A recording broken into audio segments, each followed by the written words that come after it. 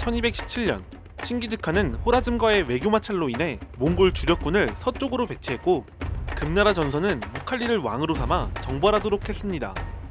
무칼리는 단 4만의 병력으로 금나라를 공격하기 시작했습니다. 그해 겨울 대명부를 함락했으며 방향을 돌려 동주까지 진격했습니다. 무칼리는 단 4만의 병력으로 모든 지역을 방어하는 동시에 금나라를 멸망시켜야 했습니다. 이때 무칼리는 이전에 칭기즈칸이 금나라를 정벌했을 때와는 조금 다른 전략을 사용했습니다. 몽골이 금나라를 처음 침공했을 당시 그들은 함락한 성읍을 점령하거나 지배하지 않았습니다. 파괴하고 약탈하고 죽이거나 포로로 삼는 등 지나가는 곳을 모두 초토화시켰죠. 만약 전쟁 초기 몽골군이 함락한 모든 성을 점령하고 또 수성했다면 병력을 각 성에 나눠야 하는데 그렇게 되면 각계격파의 위험이 존재했습니다. 또한 그들이 격파한 수많은 성에 모든 병력을 나누기에는 현실적으로 병력의 수가 부족했죠. 애초에 기마병으로 수성을 하는 것 자체가 매우 비효율적이었습니다. 모든 군대가 기마병인 몽골군은 군을 굳이 나누지 않고 한 곳에 모인 뒤 아군 지역에 진입한 적과 싸우는 기동방어를 펼치는 것이 훨씬 효율적이었습니다.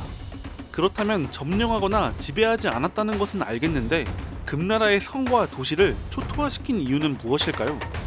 간단한 이유인데 함락만 시킨 뒤 방치한다면 결국 금나라에 반격의 여지를 남길 수 있기 때문이었습니다. 어차피 점령하지 못하는 지역이라면 초토화를 시켜 금나라의 생산력 자체를 낮춰버리는 것이 몽골군에게는 이득이었습니다. 초기 몽골군의 금나라 점령 방식은 전쟁의 효율성을 고려하긴 했지만 어떻게 보면 반쪽짜리 점령이었습니다.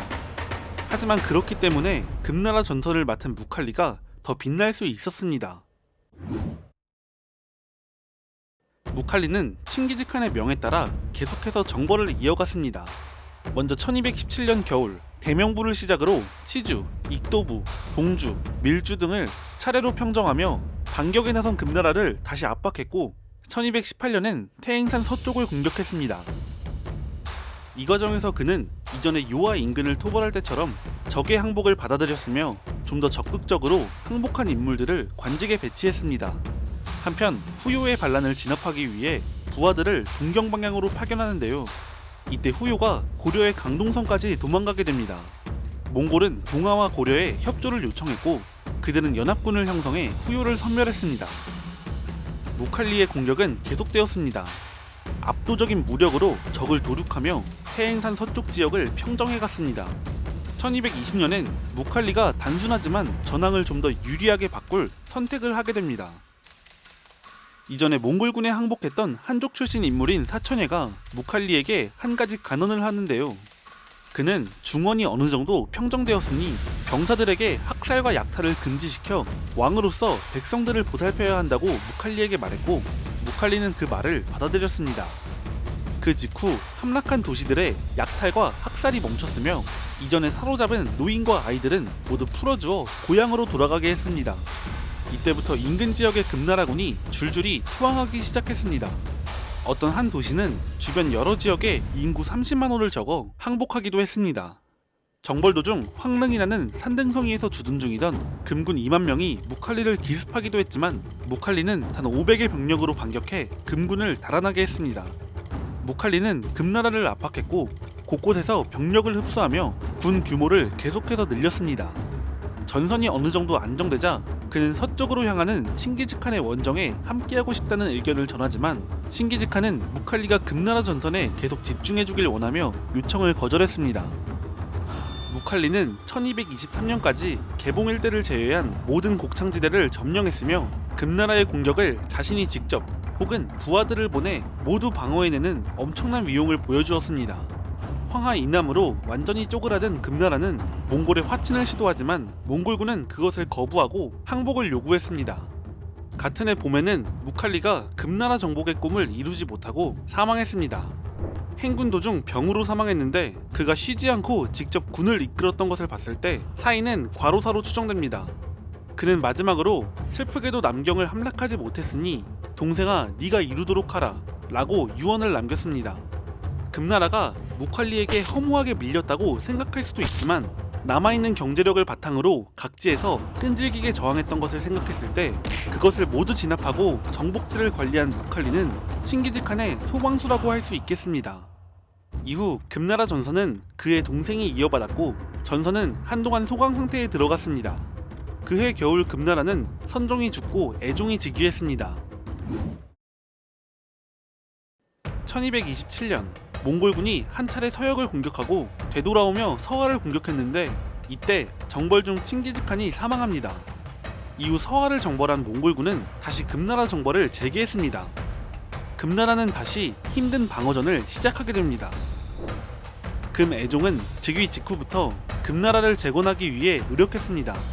그는 내부적으로 형벌을 강화했고 신분과 귀천에 관계없이 백성들이 국정에 대해 자유롭게 직언하고 처벌받지 않도록 했으며 인재를 적극적으로 등용하는 등의 정책을 펼쳤습니다.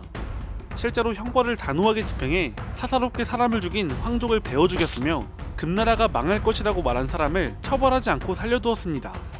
인재는 여럿 등용했는데 그중 유명한 사람은 명장 완한진화상이었습니다. 완한진화상은 금나라 장수로 문학에도 능통해 사람들이 수재라고 부르는 인물이었습니다.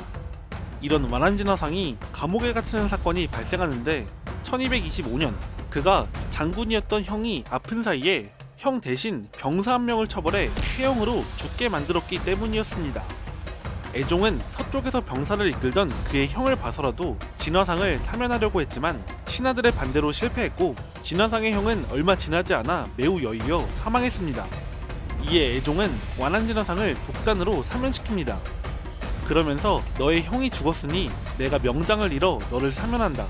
내가 법을 어겨 누군가 나를 나무랄 터이니 너는 꼭 공을 세워 이 사면이 헛되지 않게 하여라 라고 완한진화상에게 말했습니다.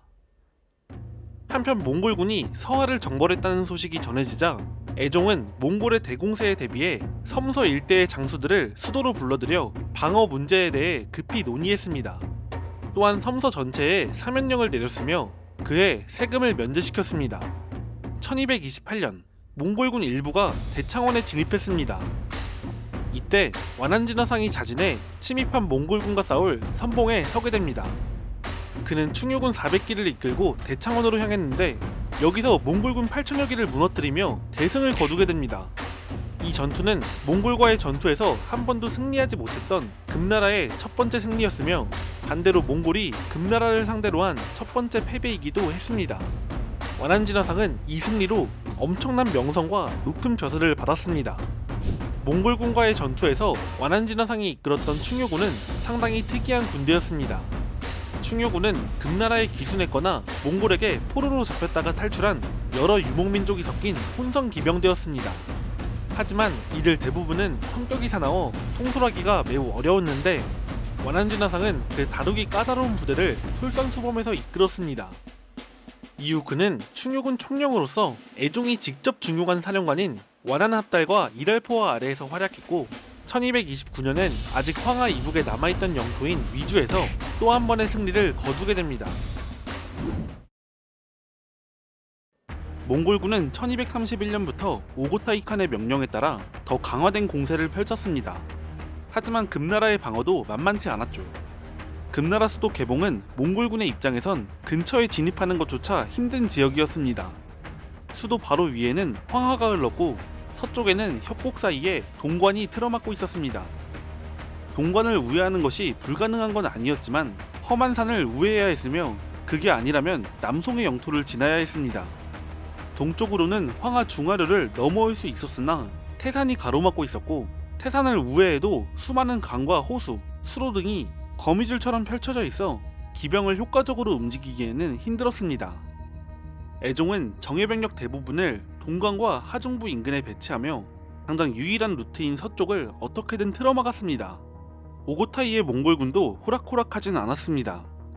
그들은 봉상부를 시작으로 경조부를 빼앗고 섬서 지역을 모두 차지하며 하중부까지 도달했습니다. 이때 수부타이가 직접 동관을 공략하려고 시도했는데 완한진화상이 충유군을 이끌고 도회곡으로 가 수부타이를 패퇴시켰습니다. 그의 인생에서 첫 패배였습니다. 이 패배에 대해 오고타이가 직접 수부타이를 책망했다는 기록도 있습니다. 한편 툴루이는 오고타이의 명령을 받고 동관을 우회하기 위해 한수를 따라 등주 방향으로 진격했습니다.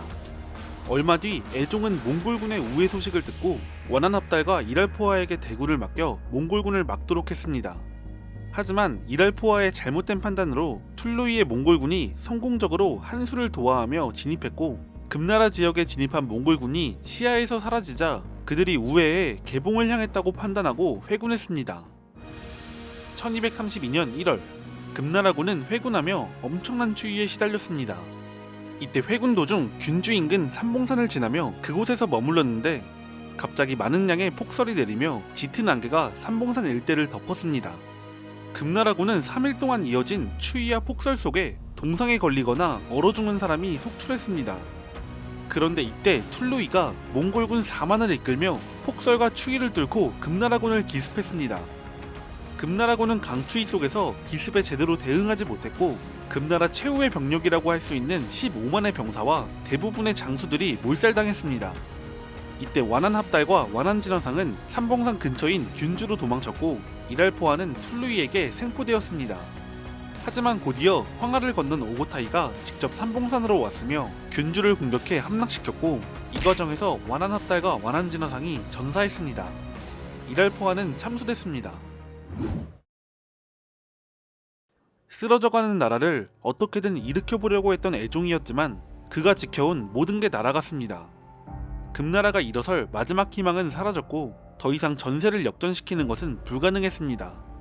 1232년 3월 수도 개봉과 몇몇 성을 제외한 나머지 대부분의 성들은 몽골군의 손에 넘어갔고 수부타이가 개봉을 포위했습니다. 지방에 남아있던 몇몇 금나라 장수들은 개봉을 구원하고자 군사를 끌고 왔지만 모두 몽골군에 격퇴당했습니다. 애종은 1233년 1월에 수도 개봉에서 귀덕으로 달아났습니다. 6월엔 귀덕에서 체주로 도망쳤습니다. 11월엔 남송이 몽골과 동맹을 맺고 참전하는데 남송의 명장 맹공이 직접 군을 이끌고 왔습니다. 몽골군은 남송의 도움으로 황하 이남에서의 보급 문제를 말끔히 해결했고 몽골과 남송연합군은 애종이 농성하고 있는 체주를 포위했습니다. 1234년 1월 연합군의 압박이 거세지며 체주가 함락될 위기에 처했습니다. 애종은 황가라도 보존해야 한다고 생각해 여기까지 버텼지만 자신의 굼뜬 몸으로는 더 이상 도망칠 수 없었습니다. 그는 자신보다 민첩하고 탈출 확률이 조금이라도 더 높은 친위대장이자 황족인 원한승린에게 황제의 자리를 선의했으며 자신은 목을 메고 스스로 목숨을 끊었습니다. 하루아침에 친위대장에서 황제가 된 완한승린은 포위망을 뚫고 탈출해보려 했지만 체주가 함락되며 탈출에 실패해 결국 사망합니다. 금말제로 알려진 그는 황제가 된 지 수시간 만에 사망해 중국 역사상 가장 짧은 기간 재위한 황제로 남았습니다. 1234년 몽골은 드디어 금나라를 멸망시켰습니다.